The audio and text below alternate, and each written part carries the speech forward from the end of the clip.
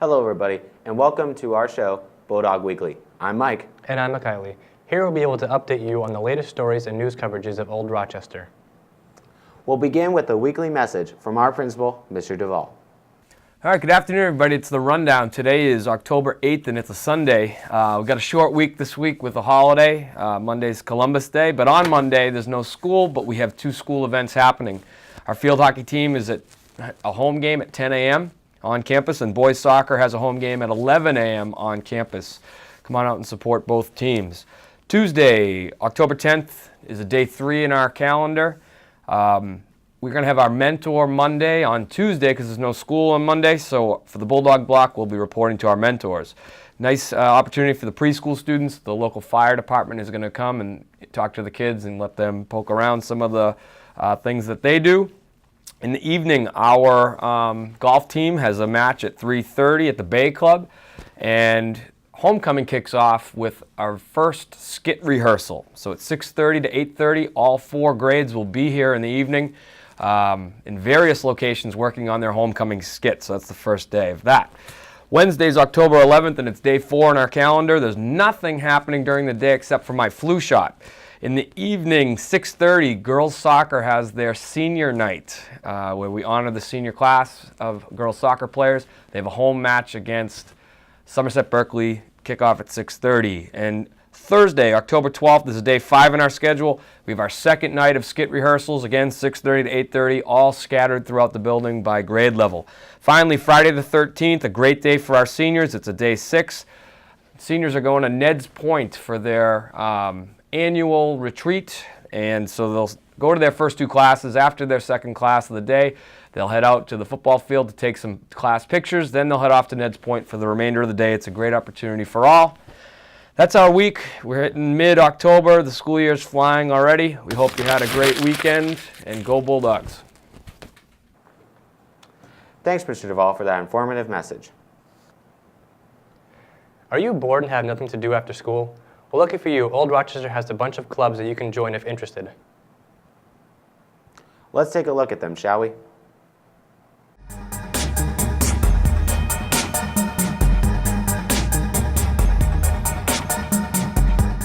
So this is my first full year as the Sci-Fi Club advisor.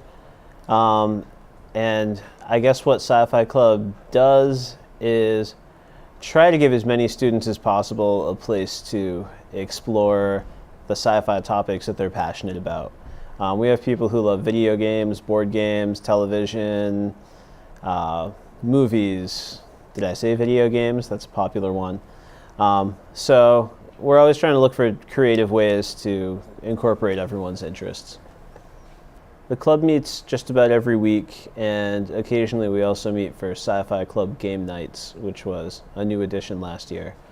And when those happen, we meet on a Friday night and play some very nerdy board games and card games that can be too time consuming to play in one meeting session. I guess the fact that I'm not so secretly a nerd is pretty fun. You know, I get a chance to talk to kids about something that's not just straight up academic, something they've got some passion about, whether it's Star Wars or Battlestar Galactica, playing board games, strategy games. It's a lot of fun for me to get to interact with kids about that stuff. What's cool about Sci-Fi Club is that high school kids don't always necessarily think it's okay to embrace their interests, the things they love the most. And when people come to Sci-Fi Club, they're totally unencumbered. And I love that. I think I have a lot of respect for it. And I think when I was in high school, I might have been too afraid to be open about how much I love some of these things. So it's fun just to see people having a good time and give them a safe place to enjoy those things. If I had had a place I could go and play sci-fi board games in high school, I probably would have loved it.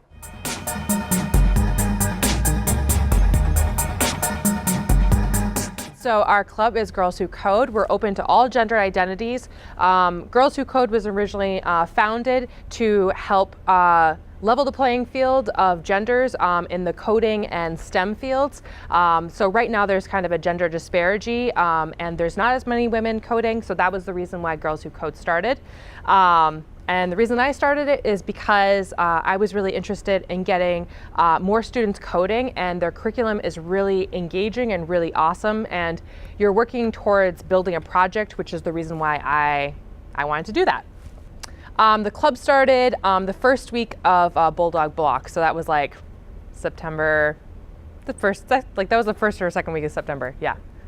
The most fun part is that I would say a few of them had coding experience and the other people hadn't, and like already people are creating like really awesome, amazing stuff with coding. This past 2 weeks we've been working with Scratch. Scratch was developed by MIT. It is block-based coding, and you kind of are able to create animations and to do a lot of basic coding just through creating of the blocks. And like some of the stuff that people have made so far is like so amazing and so cool, and that's like my favorite thing, is like actually seeing people developing skills and like developing coding habits, and that's awesome. We meet twice a week. We meet during the Bulldog blocks, so for 30-minute periods, so it adds up to like an hour for the week. I think it's important that everyone learns code. I think it's important that everyone learns a different language. They're able to learn new skills and build new friendships. Some of these people have never met before, and now they're able to, you know, work on projects together, work on different things, and I think that's awesome.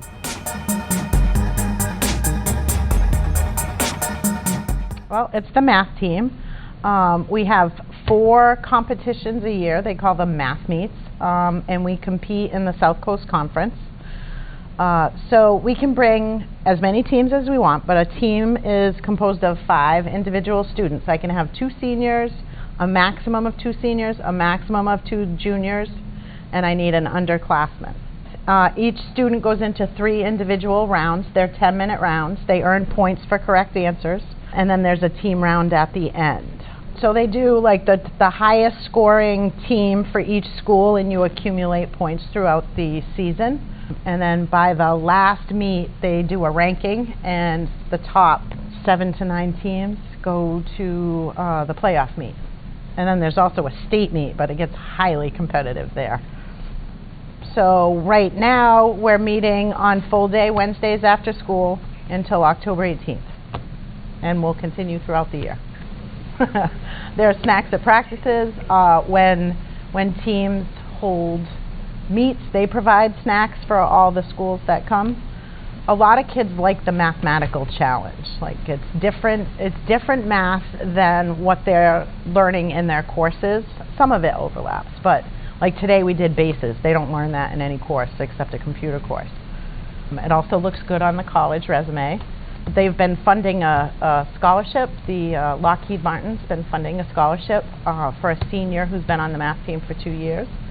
So you don't see that in all the clubs. So that's an incentive also. And plus you just get better at math. So PSATs, SATs, you just have a stronger background. Math is fun. We have fun. It's a good group of kids that just like to hang out and solve problems. And it becomes a little competitive between them during practices and meets. So if you like math, or if you're good at math, it's the place to be. Thank you to all the teachers who sat down with me to discuss their clubs. We hope you consider joining. If you have any questions, please contact the teacher running the program. So McKiley, are you a fan of books? Well, I am a high school student, so I kind of have to be. Then you'll love this next piece. I recently sat down with our very own Mrs. Brunel, a published author, here to talk about her experience as a writer. Hi, I'm Michael Evans, and I'm here with teacher/author Kathleen Brunel. Hello. Hello. So tell us a little bit about your books. So the 2 books are here. The first one is Bellamy's Bride, and the second one is Cape Cod's Highfield and Tanglewood.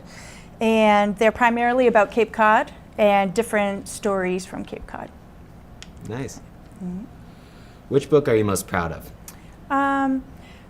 Well, I like them both, but Bellamy's Bride, I think I had more of a, I had a lot of fun researching Bellamy's Bride, and it was one specific sort of topic. I was researching one person, the girl, whereas for Highfield and Tanglewood, I was researching a bunch of different stories, so I like them both for different reasons. What is your writing process like? Mm-hmm. During the summer, I try to write every morning for at least an hour, to try to get up early and write, and before I start my day. During the school year, it's whenever I can write. But ideally, I'd like to be able to sort of write first thing in the morning. It's the best time for me. It's when I have the most ideas. And if I write too long, I get frustrated. So I think an hour is a good amount of time, and then you need to just put it away and go back to it. And you can kind of look over what you did and decide where to go from there. Would you say that's the most difficult part of writing, the process of it? Yeah, the process is tough. Researching is fun, but then sometimes you have such a big topic that the research can be pretty daunting and overwhelming, and so that can be difficult as well. But I think the writing actually it's tough. Once you get into the groove of it, or I'm in a chapter and I'm really able to, I know what I want to say, it becomes easier and I can be creative as I'm saying it. But sometimes you have writer's block and you're struggling. You know what you want to do, but it's tough to get it onto the page. On average, how long does it take you to combat or get over writer's block? You have to just put the stuff away, and it might be a day, might be a week, might leave it for a few weeks, and you just have to leave enough time away from the piece and then go back to it. So it's a little different every time. Do you leave any like secret hidden like phrases or any other stuff that only a few people would understand? Like Nope. nothing like that? No, I don't. Oh, wow. Maybe I will in my next book. Yeah, but I don't. Cool. It's kind of a broad question. Okay. How do you define literary success? So literary success, I think, is different for everyone. It's difficult to sort of break into publishing, really hard. I've been submitting my work out since I was 17, and had Bellamy's Bride accepted in 2009. So a long time. I was publishing little pieces, essays, poetry, things like that prior to. And when I did my master's degree, I had to publish my thesis. But this is a little different. You're doing it through the school. So pitching out to publishing houses it's pretty tough work. And a lot of times you never hear back from them. Right. Or you hear back 6 months later, and it's a no. So it's really hard to break into the business. And then once you break in, these sell sort of, these are Cape Cod type books, and the press that I work with sells books that are sort of regional throughout. They're based in England and the Carolinas. And so I would like to move to more of a mass audience, which is what I'm looking for with the book that I'm currently working on. And so right now I'm working on securing an agent, and that's a daunting process. It's pretty much the same process as trying to submit to publishers. Wow. Yeah. Most publishers won't take your submission unless you have an agent. Sounds smart. Mm-hmm. So success, I guess, finding an agent that you really like, and then being able to work with that agent to get your book out to a mass audience, I would say. Do you have any inspirations before you go into writing? I do love, I love research. I love the idea of research. I'm a huge Agatha Christie fan. I love her books. And she writes mysteries, so I don't write mysteries, but I do love the way that she writes. And I'm certainly influenced by her. I'd say Dickens is a huge influence for me as well. And I love the Harry Potter series. That's, a series that I love. And I have written some middle grade books that I haven't done anything with, but that's an inspiration for me when I go back to it. And I definitely enjoy reading nonfiction. Doris Kearns Goodwin, she writes a lot of nonfiction, and she's sort of my, I would say, inspiration for this type of writing. So I like her. What was your favorite book when you were a kid? When I was a kid, my favorite book was Where the Sidewalk Ends. So it's a book of poetry. Shel Silverstein. I love poetry. That's what I fell in love with as a kid.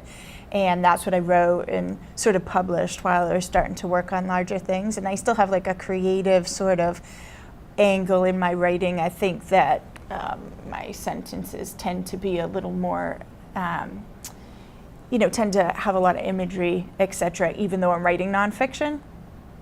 And so definitely influenced by poetry. And I love The Great Gatsby, and that's a beautiful book that is actually has, Fitzgerald uses a lot of imagery in his writing. And of course, you know, I love Shakespeare, so I love Shakespeare. And final question, have you ever Googled yourself?